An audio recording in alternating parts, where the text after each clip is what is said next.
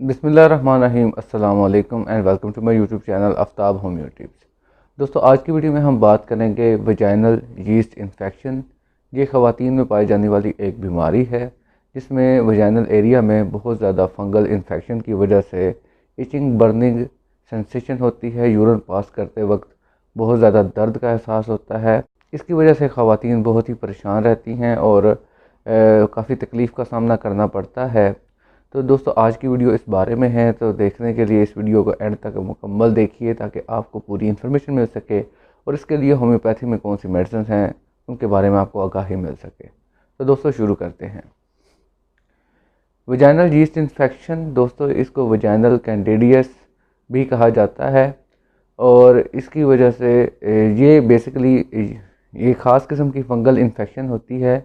वैसे तो fungus vaginal area में मौजूद रहती है लेकिन उसकी मिकदार कम होती है, वो हार्मफुल नहीं होती। लेकिन जैसे ही ख़वातीन का इम्यून सिस्टम कमज़ोर हो जाता है तो उसकी वजह से ये यीस्ट मल्टीप्लाई होना शुरू हो जाती है, ये फंगस मल्टीप्लाई होना शुरू हो जाती है और वाइट थिक कॉटेज चीज़ की तरह के पैचेस नज़र आने शुरू हो जाते हैं और ये डिस्चार्ज नज़र आता है ख़वातीन में और वो काफ़ी थिक होता है और इस वजह से वो उस एरिया में स्वेलिंग, बर्निंग और इचिंग का बहुत ज़्यादा जो है वो सिम्टम देखने में आते हैं ख़वातीन में और वहाँ पे ख़ारिश बहुत ज़्यादा होती है, जलन का एहसास होता है। तो इसके लिए अब जान लेते हैं कि होम्योपैथी में कौन सी ऐसी मेडिसिन है जो कि वजाइनल यीस्ट इन्फेक्शन या वजाइनल कैंडिडियासिस में बेहतर काम करती हैं और इस प्रॉब्लम को रिज़ॉल्व करती हैं। तो दोस्तों, सबसे पहली top of the list medicine है सीपिया।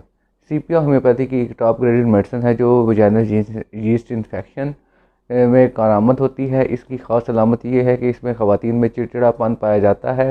वजाइनल डिस्चार्ज अमूमन मेंसेस के दिनों के आगे पीछे काफ़ी ज़्यादा हो जाता है और वैसे थ्रू आउट द मंथ ये जारी रहता है और इसमें बीरिंग डाउन सेंसेशन होती है। और सीपिया के पेशेंट में ख़वातीन में अक्सर देखा जाता है कि वो टांग पे टांग रख के क्रॉस लेग्स बैठती हैं। ये अमूमन कमज़ोर, चिड़चिड़े मिजाज की ख़वातीन होती हैं। ये इसकी ख़ास अलामत है सीपिया को यूज़ करने के लिए। इसके बाद दोस्तों, दूसरी मेडिसिन है कलकेरिया काब। इसमें भी थिक वाइट कलर का डिस्चार्ज होता है। सीपिया में भी वाइट कलर का थिक डिस्चार्ज है और कलकेरिया काब में भी। अब फ़र्क ये है कि कलकेरिया काब का पेशेंट मोटा होता है, फ्लैबी होता है, उसके माथे पे बकसरत पसीना आता है, उसमें अंडा खाने की ख्वाहिश काफ़ी हद तक पाई जाती है। तो ऐसी अलामात अगर आप देखते हैं और उसमें यीस्ट इन्फेक्शन है तो उस सूरत में आप कलकेरिया काब जो है वो इसका इस्तेमाल करेंगे। मैं साथ में पिक्चर्स लगा दूंगा ताकि आपको बआसानी समझ आ सके। इसके बाद दोस्तों, तीसरे नंबर पे एक मेडिसिन है होम्योपैथी की, पल्सटेला। इसकी ख़ास सलामत ये है कि इसमें ख़वातीन में थ्रू आउट द मंथ जो है डिस्चार्ज देखने में आता है और ये डिस्चार्ज बहुत ज़्यादा थिक भी नहीं होता और बहुत ज़्यादा पतला भी नहीं होता।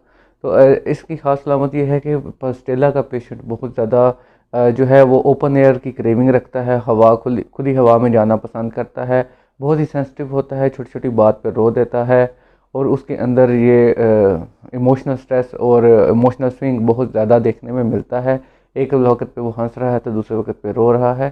तो ऐसी अलामात अगर आप देखते हैं और साथ में वजाइनल यीस्ट इन्फेक्शन की प्रॉब्लम है तो ऐसी सूरत में जो है पल्सटेला का इस्तेमाल करेंगे। पल्सटेला की खास अलामत एक और ये भी है कि इसमें प्यास बिल्कुल नहीं होती। पल्सटेला के पेशेंट को बिल्कुल भी प्यास नहीं लगती।